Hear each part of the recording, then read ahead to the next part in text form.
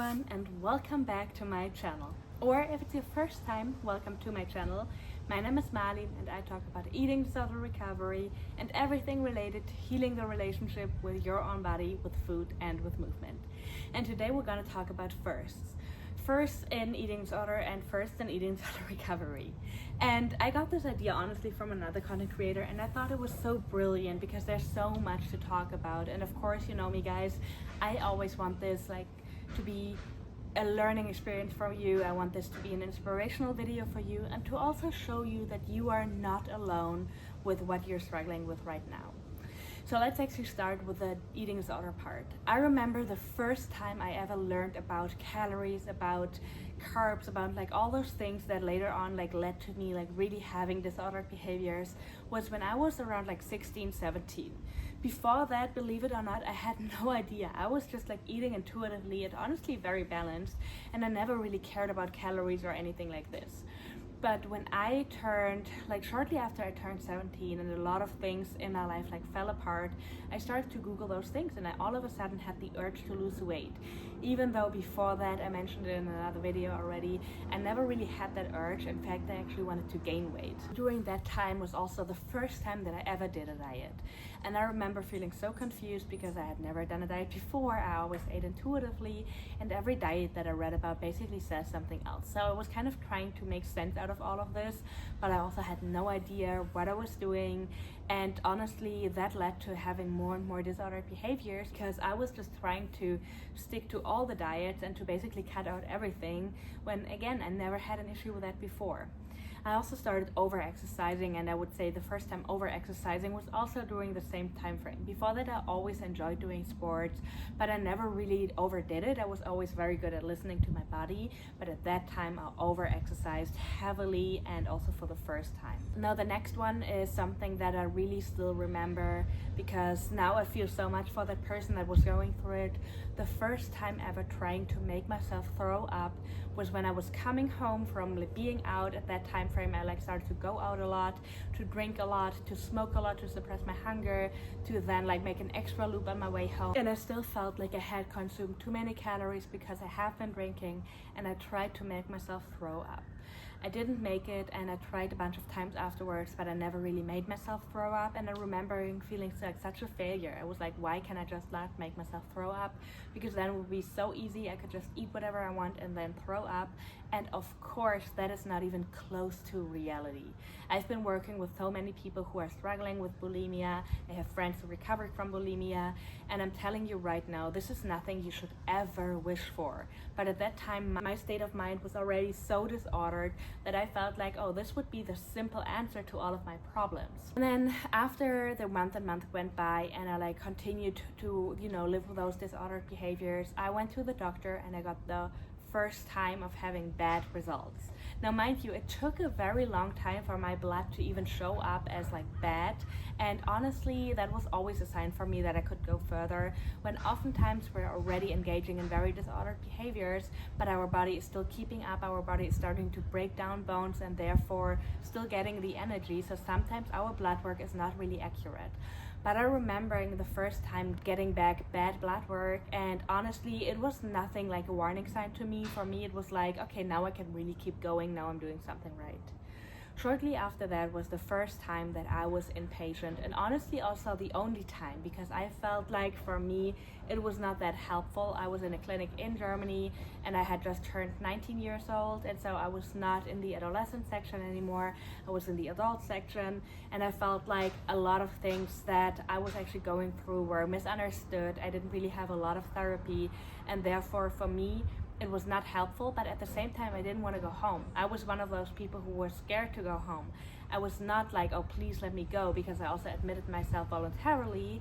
And so it was the first time being inpatient, and even though it didn't really help me, I also was so afraid to go back home. Shortly after I got released from the clinic, I moved away from my hometown, I moved to college, and I continued living with those disordered behaviors. It was the first time going on a date while having an eating disorder, and I always thought to myself, well, if I can still date, it can't be that bad. If people don't really see what's going on, it can't be that bad. Even though honestly people could see what's going on, but people just don't point it out all the time, which I'm also glad for. it still made me feel like, oh, I can go on a date, but at the same time I didn't even want to have a relationship or even wanted me to be intimate with somebody, because at the same time, like, the body dysmorphia and everything was going on with my body was like way too big.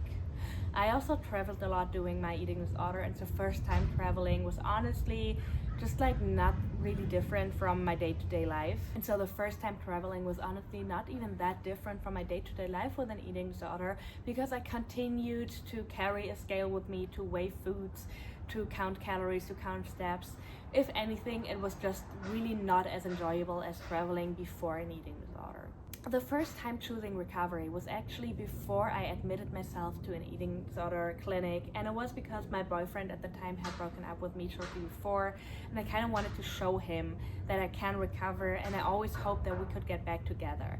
I made another video about this, but this attempt unfortunately was not successful, also because I focused on the wrong things. I didn't really focus on accepting my body, on starting to work on body image, and then allowing myself to be in an uncomfortable position for quite some time, because that's basically what recovery is. But I just like tried to rush through it to gain some weight and to have it done by then, and of course that's not how it works. So that was also my first relapse. I noticed that I started to gain weight and I really couldn't handle that weight gain, and so I relapsed.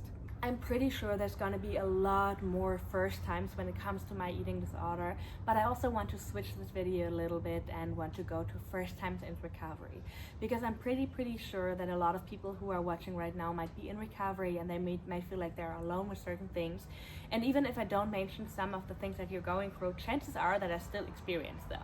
So the first time actually choosing full recovery was like shortly after I had moved to New York. I started to work with a coach, and I started to slowly decreasing my steps that I took every day and to slowly increase my intake. And honestly, like shortly after I started doing that, even though I didn't jump all in right away, I felt a lot of emotions. I felt a big depression. I then moved to California and continued to do that. And I always wanted to go all in, but I was so scared. So I kind of did a quote unquote cheat day, which I had done at the beginning of my eating disorder, but now in recovery, where it was like, okay, one day a week I'm starting to eat everything that I want. But of course that also like was way too controlled still. And so eventually I jumped all in, and that was when my recovery journey actually started. The first time challenging a fear food was also during that time frame when I was living with amazing friends, and we went out to dinner, and it was my birthday, and I was like, I'm just gonna order whatever I want. And honestly, it wasn't even that great as I expected. Of course, I was excited to be able to eat that food. At the same time, I had like so many negative body thoughts, so many negative thoughts about myself, about recovery. So it came with a lot of mixed feelings, but it was the first time challenging my fear food, and it led to a lot of other first times of challenging different foods, which eventually led to me being recovered.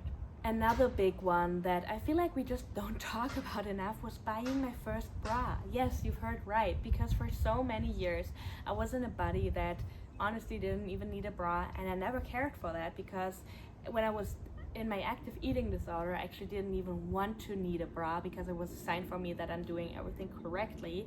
But when I started to gain weight, of course my body gained weight in all areas, and so I needed to buy a bra.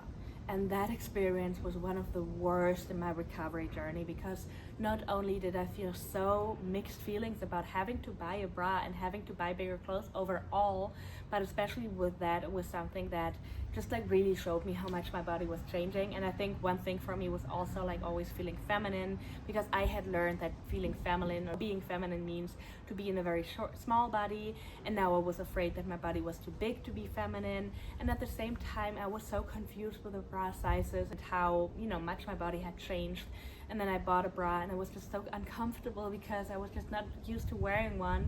And honestly, I just like switched to like more comfortable bras after that, and I never really switched back. But that was a big one for me, and I know from a lot of people that I'm working with that this is a very big thing. Just as the first time getting my period, I remember the situation like it was yesterday, and honestly, I always thought that getting my period back would be the ultimate thing that scared me, that like sets me back, because it was always something that I could hold on to, because my mind was really disordered and I really needed to hold on to certain things to show myself that I was still sick enough. And so when I got my period back, Of course, a part of me and the disordered part was like, oh no, like now you really gained so much weight. And full transparency, I got my period back very, very quickly after just a couple of weeks of eating normally again. And I know that for some people it takes way longer, but this can also be your sign that it doesn't say anything about your recovery. You can't just say like, oh, now I'm good, now I can stop eating again because I got my period back. That's not how it works. My whole body needed so much longer to recover, but it was actually something that in the moment wasn't even that bad for me, even though the eating disorder was still screaming and it was still something that I had to struggle with. But part of me was also like, well, I decided to go this step. I decided to do recovery, and I knew that eventually this would happen. And yes, okay, it happened a little bit earlier, but I kind of had to fact check myself and to tell myself, okay, this is how my body is reacting to that, and it's okay, and I still have to continue doing recovery. Another big first thing for me was to go on a date in recovery again. And it was something that came with so many emotions because, of course, honestly, I was very happy to being asked out. I was in a body that I had never been before because my body just like gained a lot of weight very quickly. I had a lot of water retention. I felt very uncomfortable, very swollen. And so I was like, nobody's even want to go out with me. And then I got asked out. And so I went on the date, and it was honestly not as awkward as I thought it would be.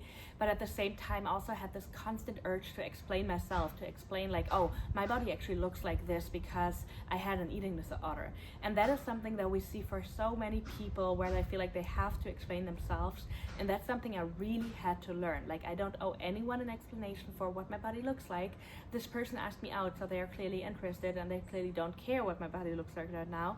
And they also, like, we always see our bodies as so abnormal. We see things that other people wouldn't even see. So just like bringing the attention to that was probably the worst thing that I could have done, because then the person that I went on a date with was like, okay, I mean, thank you for sharing that, but I honestly didn't even, see you like that. So it was a good experience, but it was also a little bit awkward.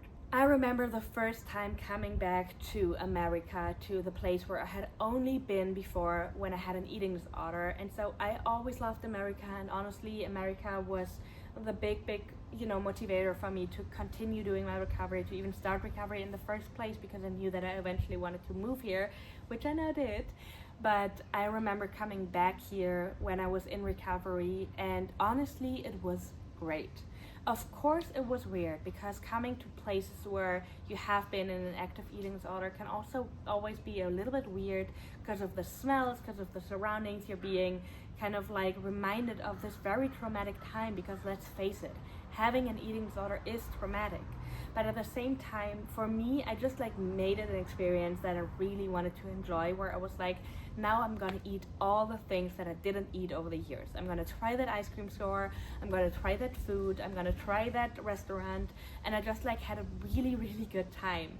And so I know that traveling in recovery can always be very challenging, but I for myself just decided to make it a good experience and to like do the things, to actively do the things that I couldn't have done before, to remind myself why I chose recovery and what I'm doing that for. At the same time, it was also my first time going to the beach in a swimsuit again. I kind of like bought a cover up, and I'm not gonna lie, I was uncomfortable. I went on my own, and I just like told myself, you're gonna like enjoy this experience. I was always a beach girl. I always loved being at the beach, loved going to the ocean. And I just told myself, you're just gonna enjoy this. You're gonna try not to worry about your body and to just like, enjoy this day. And so honestly, the first time going to the beach or like going somewhere in a swimsuit wasn't even that bad, but it was also because I went alone. Later that year, I also challenged the first time going to a public pool with a friend, and that was honestly way more challenging. I constantly had to remind myself that I'm seeing myself different than other people see me, and that probably most of those people don't even care, but I still felt super uncomfortable. I still made it a good day. I went with a friend, we talked a lot, we had a good time, and she's also like a very safe person for me. But the first time going to a public pool in a bikini was definitely challenging, and it took a very long time for me to get comfortable. But I didn't let this allow to like destroy my summer. I still wanted to experience things, I still wanted to have fun, and sometimes honestly finding a balance between those things can be very helpful, because I wanted to go, but I also didn't want to push myself every day. So sometimes I would say yes to things, and sometimes I would say no, and that's how it worked well for me.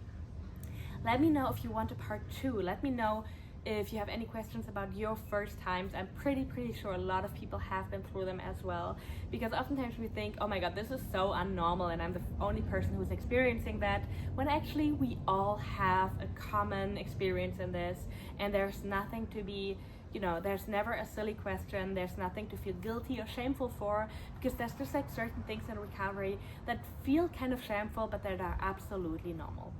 Let me know in the comments if you want a part 2. Let me know if you have any other questions. As always, if you're interested in working with me, feel free to reach out. I'm going to put all the information at the end of this video.